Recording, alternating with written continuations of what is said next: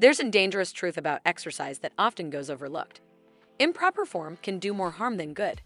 Whether you're lifting weights, doing bodyweight exercises, or even just Pilates, executing movements incorrectly can lead to injury, muscle imbalances, or long-term pain.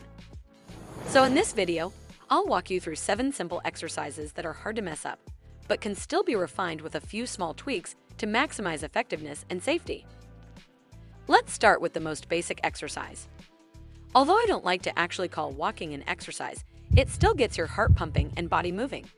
And it does it in a natural, normal way. Plus, it is genuinely moving your body, so you can turn it into an exercise with the right tweaks. I love walking because it's highly effective for improving cardiovascular health, boosting mood, and maintaining overall fitness. If you want to reap better results, do walking workouts that include calisthenics. I said this before in the comments, but I absolutely adore Leslie Sansone's walking workouts.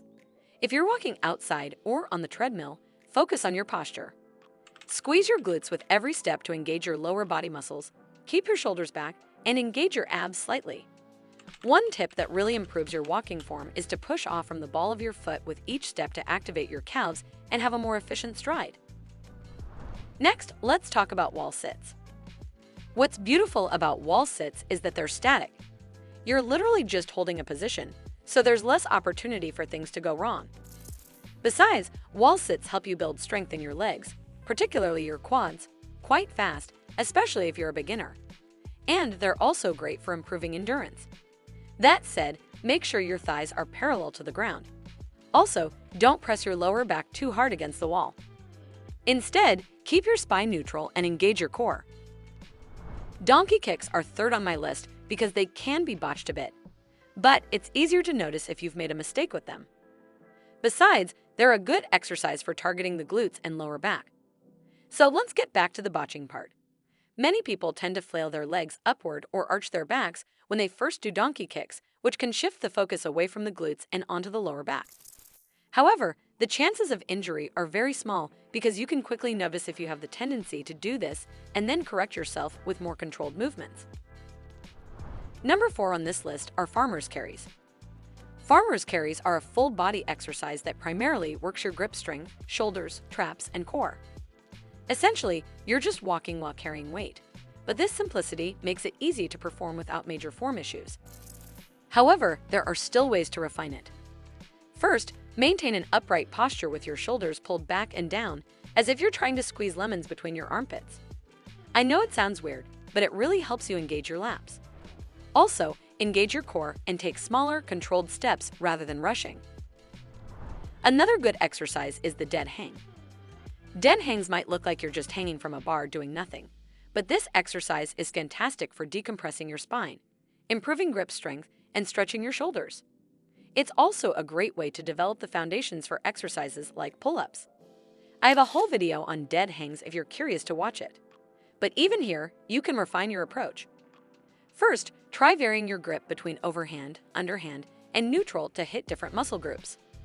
Play with your arm positioning by either maintaining a shoulder width or wider distance, depending on what feels most comfortable. At number 6, we have goblet squats. And I also have a separate video on that as well. But basically, goblet squats are easier to perform correctly than normal squats because the weight is held in front of the body, usually with a dumbbell or kettlebell. This front-loaded position encourages better posture by naturally forcing you to keep your chest up and your spine neutral. This is great for beginners because it reduces the tendency to lean forward, which is a common mistake in regular squats. The position also helps shift the weight slightly back onto your heels, promoting proper form and engaging the glutes and hamstrings more effectively. All this makes it harder to mess up the movement compared to traditional squats, where balance and posture are trickier to control. Lastly, let's talk about bicep curls. Bicep curls are generally difficult to get wrong unless you're swinging the weights or using too much momentum. But even then, the only risk, so to say, is that you're taking the focus off the biceps. Besides, it's easy to catch that you're making this mistake and correct it. I'd also advise you to bring your arms slightly in front of you to increase tension on the bicep. Variations like preacher curls also isolate the bicep even more, allow a fuller range of motion, and reduce the risk of using momentum. That's it from me, but I really want to hear your feedback. Tell me the easy exercises you're doing, or the seemingly easy exercises that give you headaches. If you liked this video and maybe even learned something new, show your love with a like, subscribe, comment, or share. Every interaction helps this channel grow, so I thank you in advance. Now, let's move this talk to the comments.